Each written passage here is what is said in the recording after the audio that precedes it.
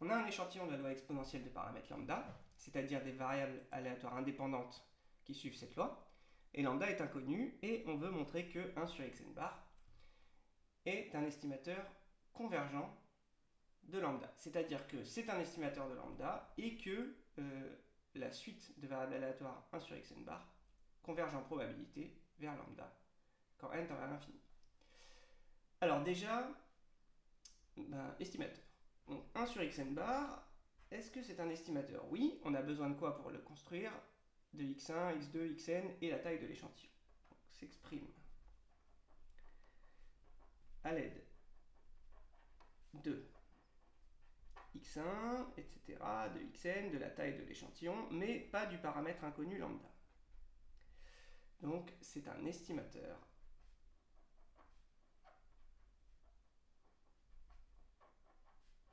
de lambda.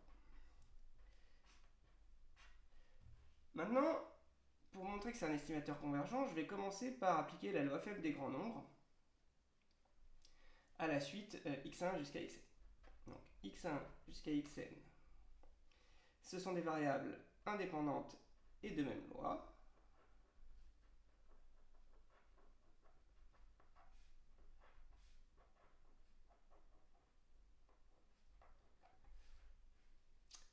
Admettent une espérance qui vaut, alors là on est sur la loi exponentielle, donc c'est 1 sur lambda.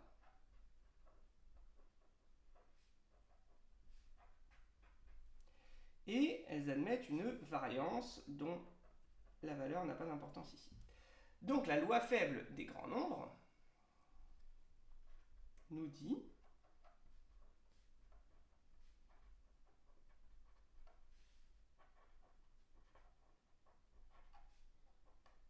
que la moyenne empirique xn bar de l'échantillon, quand n tend vers l'infini, converge en probabilité vers l'espérance. C'est ce 1 sur lambda. Et maintenant, je vais appliquer la fonction inverse en mentionnant bien qu'elle est continue.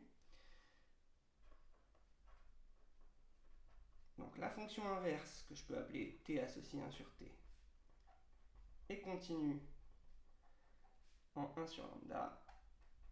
Donc 1 sur xn bar converge en probabilité vers l'inverse de ça, c'est-à-dire lambda.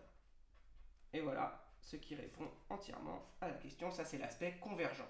Donc, c'est un estimateur et c'est un estimateur convergent de lambda. Le barème là-dessus. Alors, première chose, un point pour dire que c'est bien un estimateur, à ne pas oublier.